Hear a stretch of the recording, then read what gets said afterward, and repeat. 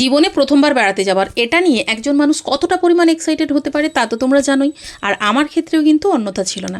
বেড়াতে যাওয়ার প্রস্তুতি সেই দিন থেকেই শুরু করে দিয়েছিলাম যেদিন বাসের টিকিটটা কেটেছিলাম। বেড়াতে যাব 3 দিনের জন্য, আর সেই হিসেব করে কোন জামাটা কোন দিন পরবো, কোন জুয়েলারিটা কোন দিন পরবো, কোন জুতোটা কোন দিন পরবো, সেই হিসাবে প্রত্যেকটা জিনিস আলাদা আলাদা করে ব্যাগে গুছিয়ে নিয়েছি। সাথে নিয়েছি যত রকমের খাবার দাবার, বিস্কিট, চিপ। তো যাই হোক, ব্যাগপত্র গুছিয়ে নিয়ে কথা মতো পৌঁছে গেছি বোনের বাড়ি। যেদিন বেড়াতে যাব ওই দিন বিকেলবেলা, আর সন্ধ্যেবেলা মানে ঠিক আমরা 8টার দিক করে বাসে উঠব। বাড়িতে পা দিয়ে বুঝতে পারলাম কিছু তো একটা গন্ডগোল আছে। শ্বশুর শাশুড়ি সবারই দেখছি মুখটা ভীষণ ভার, কেউ ভালো করে কথাও বললো না আমার সাথে। ঘড়িতে বাজে 7:30, দেখছি তখনও শ্বশুর বাড়ির কাজ করেই যাচ্ছে। কিরে, এখনো তুই কাজ করবি? তাড়াতাড়ি করে রেডি হ, 8টার সময় বাস ছাড়বে। এখনো যদি শ্বশুর শাশুড়ির জন্য রান্না করিস, কখন বেরোবি? এই তো রেডি হচ্ছি দিদি, আর একটু সময় দে। রেডি হয়ে ওর শাশুড়িকে প্রণাম করতে যেতেই উনি আমার গলায় জড়িয়ে ধরে বললেন, তোমার ভরসায় আমি আমার মেয়েটাকে যেতে দিচ্ছি, সাবধানে রেখো। সাজার জিনিস তো গুছিয়ে নিয়েছো, এই ওষুধের বাক্সটা মনে করে নিয়ে যাও। ওনার ভালোবাসা দেখে আমি তো